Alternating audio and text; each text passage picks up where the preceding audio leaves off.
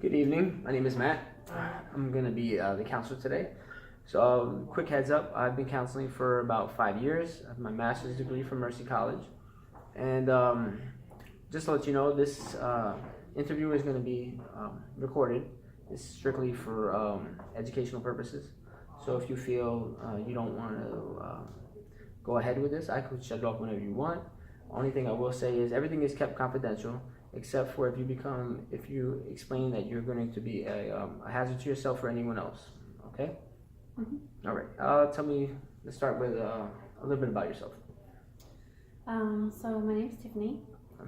I'm working part-time and I'm going to grad school full-time.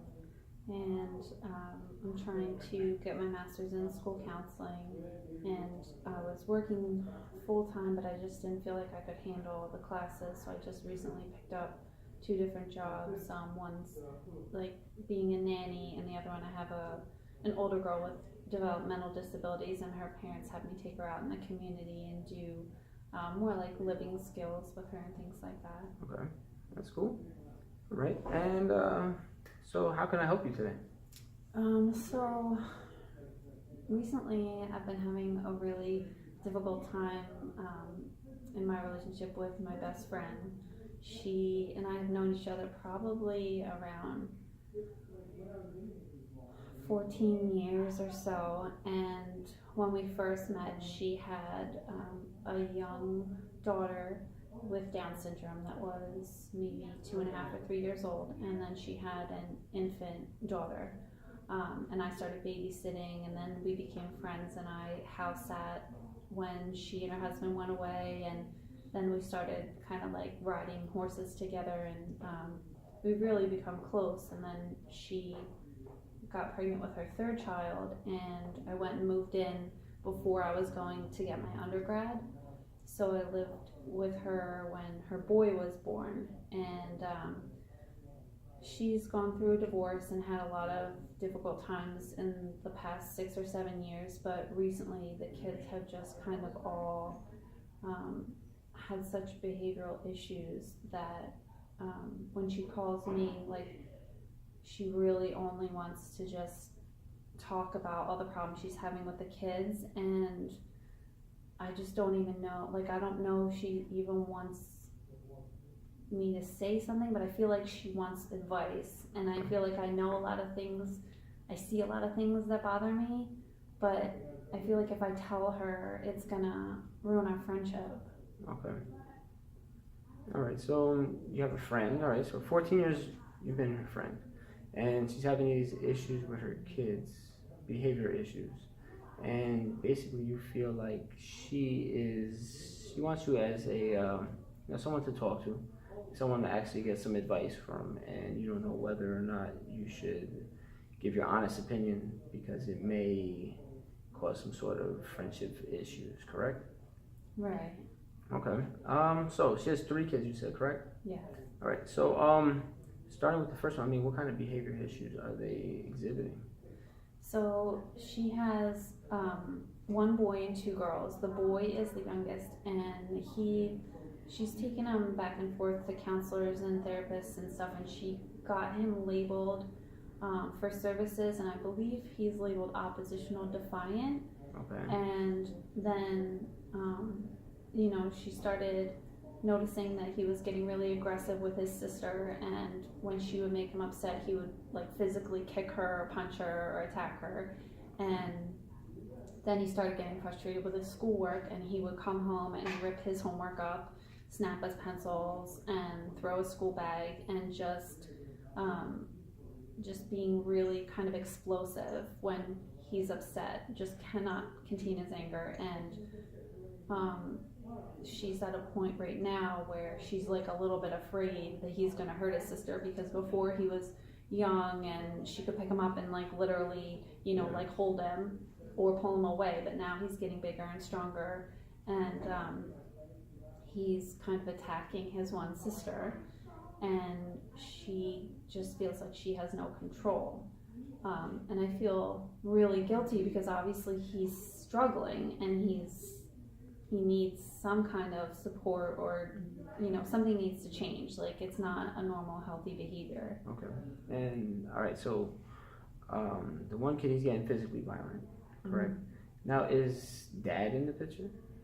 So they have joint custody, and he picks them up for dinner one night a week and then has them every other weekend, and they sleep over. The thing that's most surprising is that when the kids are with him, they're not having the same issues. Oh, okay. So when she tells me that, it's kind of like a red flag that there's something in the dynamics in her house and with the way she's interacting with them that's causing all of these problems, because when they go to school or they go to spend time with their dad, they're not having these same issues. More of an authority thing. Maybe she's. I don't know. Maybe like, has she? So I'm guessing she's spoken to her significant other, or now her. They're separated, correct? They just officially got divorced, but they can't talk to each other. Like, they are so. Really? Not even about the kids? No. So this is another issue, is that I'm kind of friendly with him because I knew him before I even knew her through the horses. Like, he used to shoe my horse when I was competing, and he used to come. He's a blacksmith. Okay. And he used to ride with my coach, so I knew him even before I met her.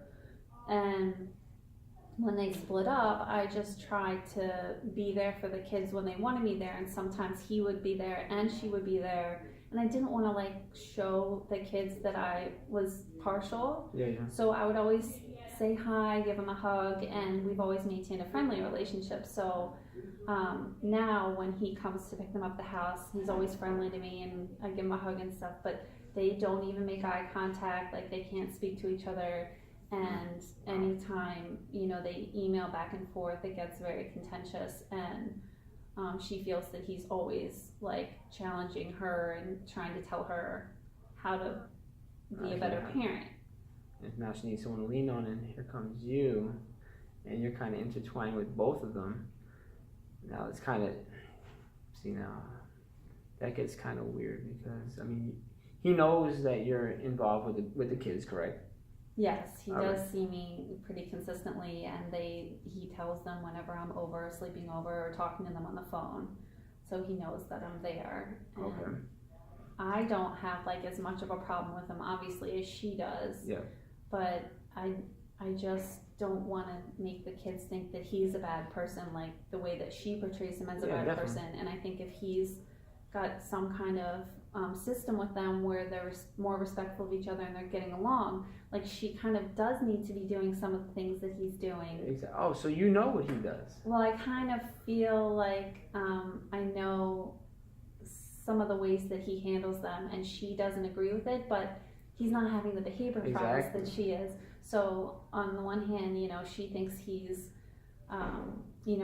talking down to her and trying to show off or trying to act like he's a better parent, but in reality, there's clear proof that the family functions better when they're at his house. Okay. So it's a strange situation to be in. I understand.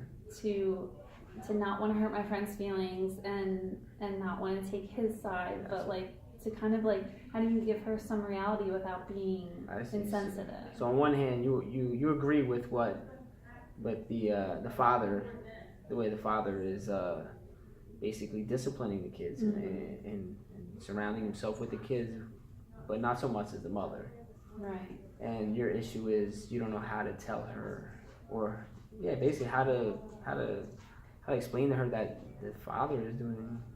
She needs to adopt what the father is doing in order to make her life a little easier. If they're only acting out with her, not acting out with him, it makes I don't see why she wouldn't want to maybe adopt some of his his discipline traits, so that way she wouldn't have this kind of overbearing issue. All right, so anyway, the son is physical. Now, how about the two older sisters? So the middle one is very intelligent, and she kind of has a lot of anxiety and social phobia almost. So she's very withdrawn. Okay. She focuses on trying to get A+ on everything and be the best at everything, and she doesn't really have a lot of friends. So she's kind of in this depressed, like self-pitying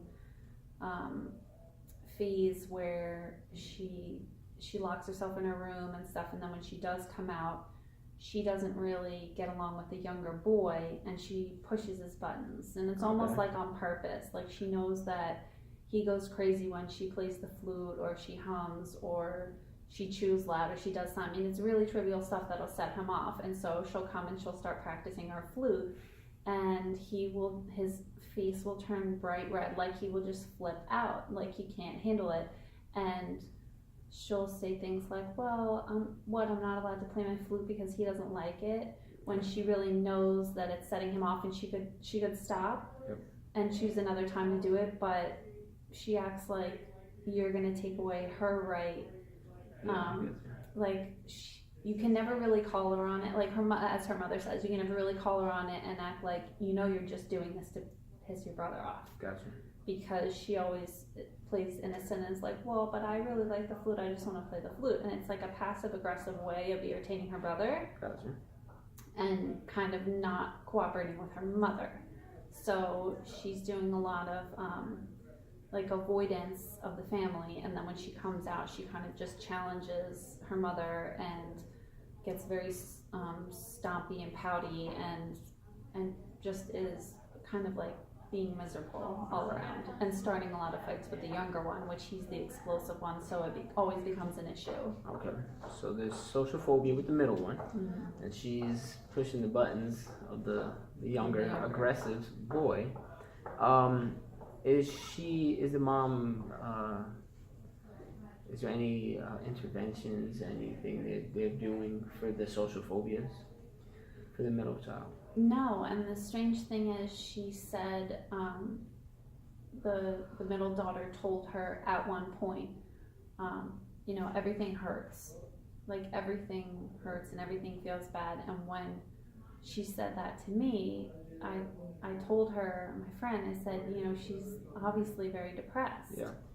She can't even see it. She's just telling you she's hurting, which normally she doesn't even express herself, but she needs to see some kind of therapist, or maybe I don't want to say she needs to be on medication, but it's like she's obviously really struggling at school and not having friends and putting all this pressure on herself with her schoolwork, as if she's in an Ivy League college and she's a freshman in high school. Okay. And she's, I have to do my homework, and I have projects, and I'm in AP classes, and I need to, get good grades, and that's all she talks about. And I almost feel like she's giving herself an ulcer, and she's just so unhappy. So she said, oh, well, I've tried to get her to go to counseling before, and she just, she continues to think the little brother's the problem child in the family, and nothing's wrong with her. She doesn't want to go see a counselor. That's what the mom thinks. Well, that's what the daughter thinks, and the mother is saying, she's very resistant, and so she doesn't want to go. She doesn't want to go. But in my opinion, you're the mother. Yeah. She's only a 15-year-old girl, and she's admitted to you, and you see the behaviors. You need to get her help. And she expresses to you. Yeah. That she's, like you said, things are hurting her. Right. So, I hate to throw you in the middle of it, but it looks like you're helping a lot with your friends' issues, correct?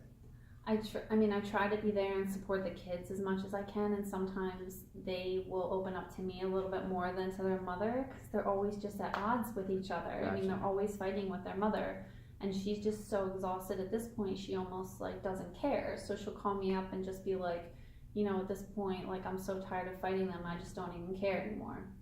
So she doesn't have the emotional energy herself to even deal with it, and kind of feels like a failure, but she can't get anywhere positively with the kids, and then they'll kind of talk to me, and I just don't know how to handle it, and how best to, if I stay out of it and just listen to her, or if I try to approach some of it, because I really feel like they need some help and they're just not getting it. Okay. And again, like you said, the middle one has no friends. Right. So that could possibly be the reason why she's pushing the buttons of the younger one. She's not socially interacting with anyone. Right. And she's expressing her feelings to you, And the mom is now feeling like she's emotionally burning out, correct? Right. All right, now, I hate to say, how's the oldest one? So the oldest one is pretty low functioning. She has Down syndrome.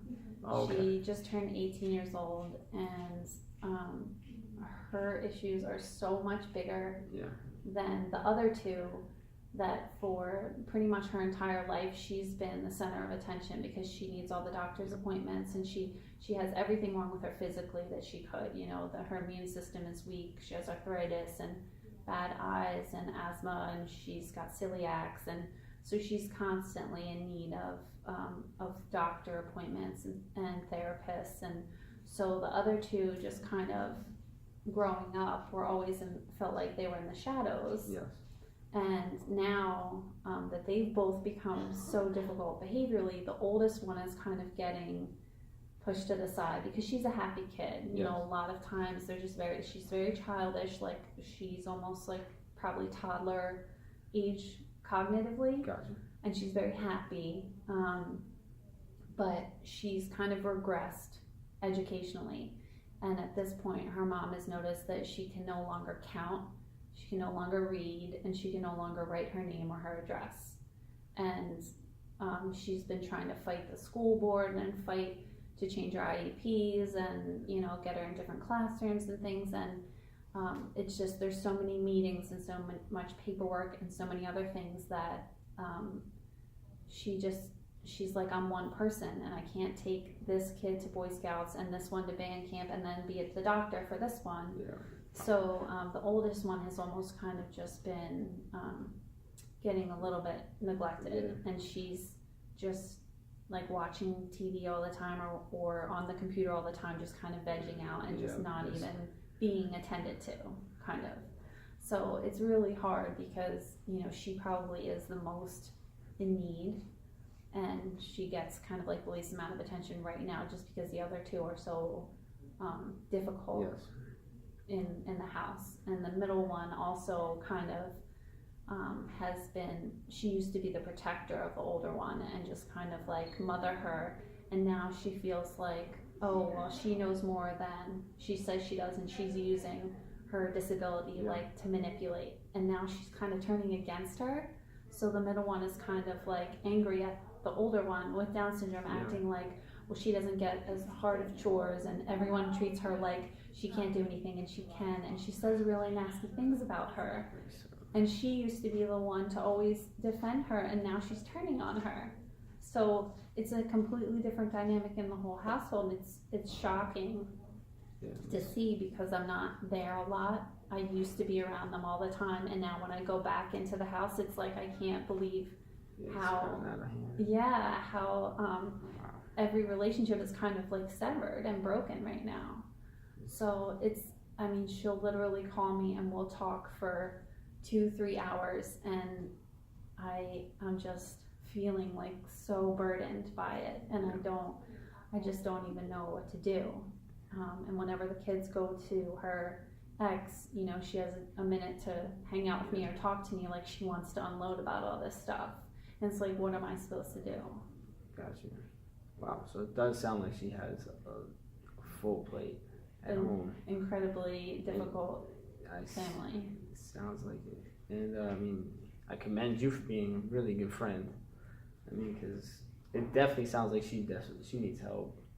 I mean, I guess since the split is not working, you know, you do what you have to do. But I mean, after listening, I mean, I definitely feel like maybe even though her and the ex-husband don't get along, I mean, he has a grasp on, you know, as you stated, he has a grasp on how to handle their behavior issues, and she doesn't.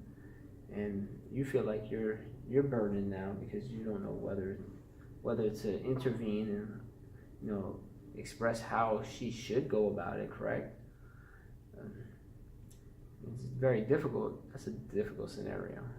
Because you feel like all this time she's been trying this method that she thinks works, and it's just been snowballing and getting worse and worse and worse. Yes. So at what point do you say, okay, everything you've been doing isn't working, so let's try something else, kind of thing. You know, it's like, it just seems like you're stating the obvious, but it doesn't ever get any better. So it just seems like something needs to change, and she's giving me all this opportunity to like get insight into it and talk to her about it, but I don't even know how to address it. Gotcha. And then the only other avenue is to go through the ex, but then they can't even talk.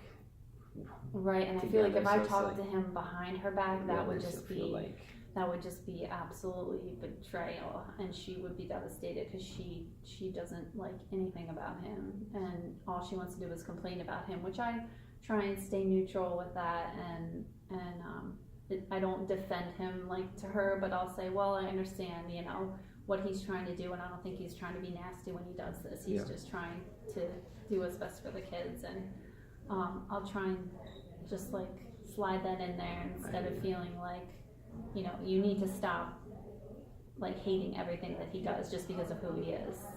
So, what do you think your first step you think you would possibly want to do? I mean, because I mean, you want to help out your friend.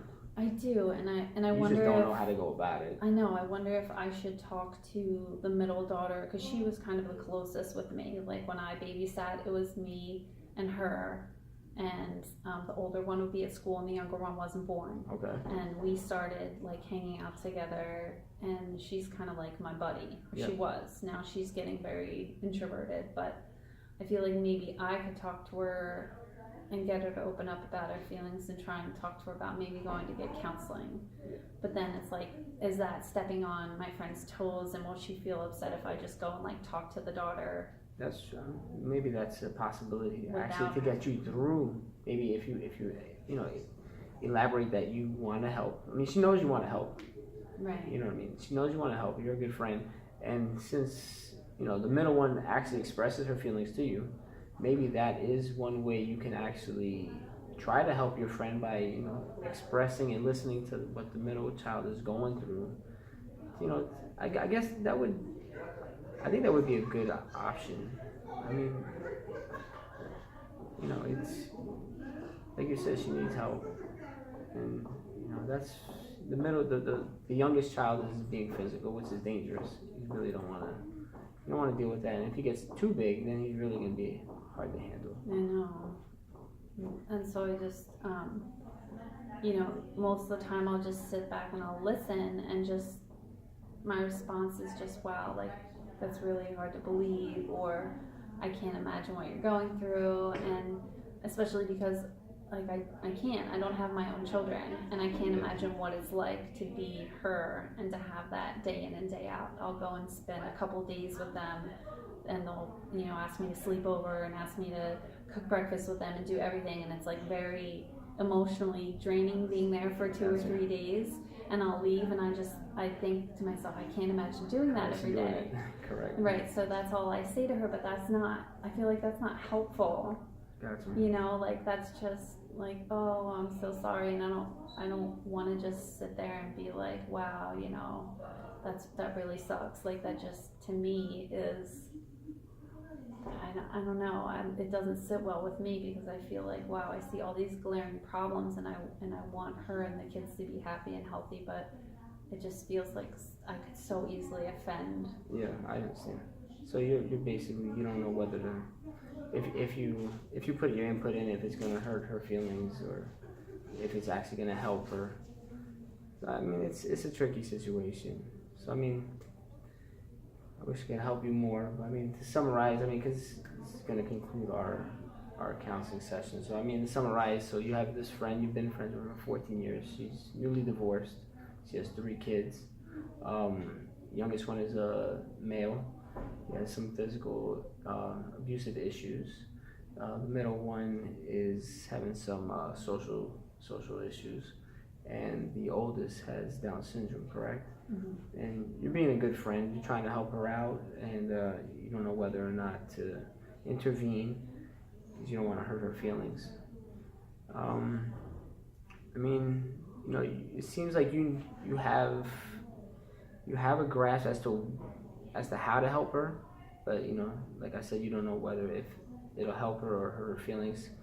So I mean, going forward, in our next session, if you plan on meeting with me again and talking about it, you can see if you actually intervene with her, and if you do, I'd like to hear about it.